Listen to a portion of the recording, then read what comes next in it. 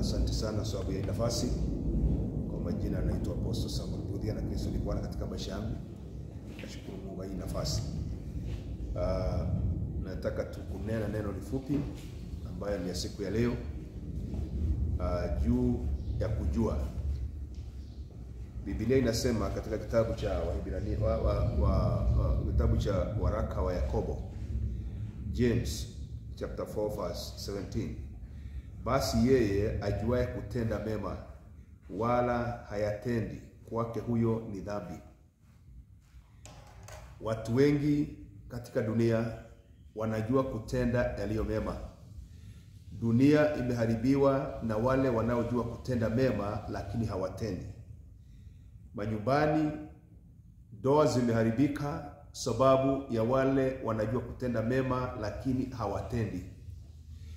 Katika nchi zote uongozi, hata katika nchi ya Kenya, tunasikia kila wakati watu wanaongea juu ya ufisadi, wanaongea juu ya yale mambo mengine. Makanisani, wachungaji, kwa washirika wote wanajua kutenda mema, lakini tatizo kubwa iliyoko ni kwa sababu hatutaki kutenda haya mema ambayo tunayajua.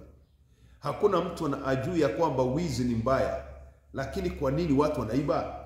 Watu wanajua kweli wivu ni mbaya, lakini kwa nini watu wanafanya wivu? Wanakuwa na wivu. Kwa hivyo ujumbe wangu mfupi ni ya kwamba wewe ambaye unajua kutenda mema na hautendi, serikali imewekwa katika nchi, lakini bado tunasikia kuna ufisadi. Wanaofanya ufisadi ni wale wanajua kutenda mema lakini hawatendi. Viongozi wote wakati wanataka kuchaguliwa wanakujaga na maneno mazuri vile watakavyotenda, lakini baadaye inakuwa sasa tena ni shida. Kwa hivyo siku ya leo ningependa wewe unayejua kutenda mema, je, unayatenda?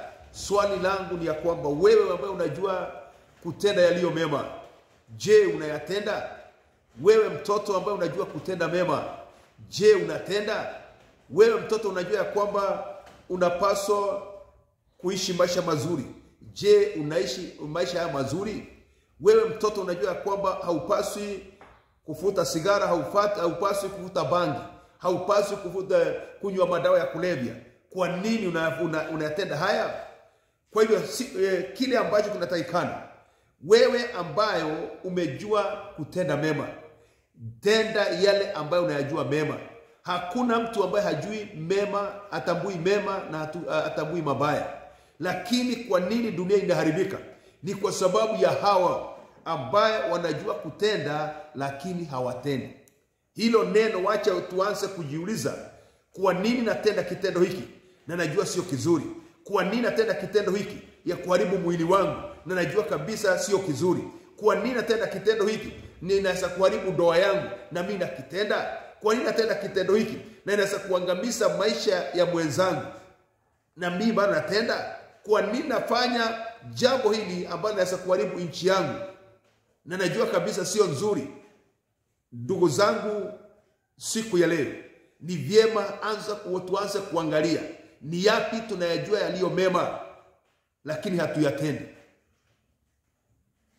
Utahukumiwa kwa yale ambayo unayajua, sababu Mungu amekutupa akili timamu, ametupa ufahamu, ametupa uelewa ili tukaweze kuishi kwenye viwango ambayo hiyo uelewa. Ningependa ukushauri ndugu yangu, dada yangu, mwanangu, anza kuangalia yaliyo mema.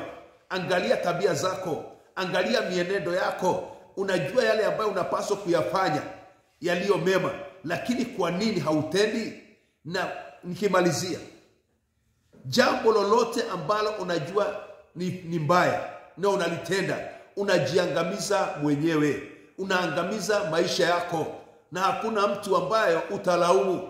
Mwisho wake utakuwa na mateso ambaye hakuna chuki. Hakuna mtu atachukia, ni mateso bila chuki. Sababu gani?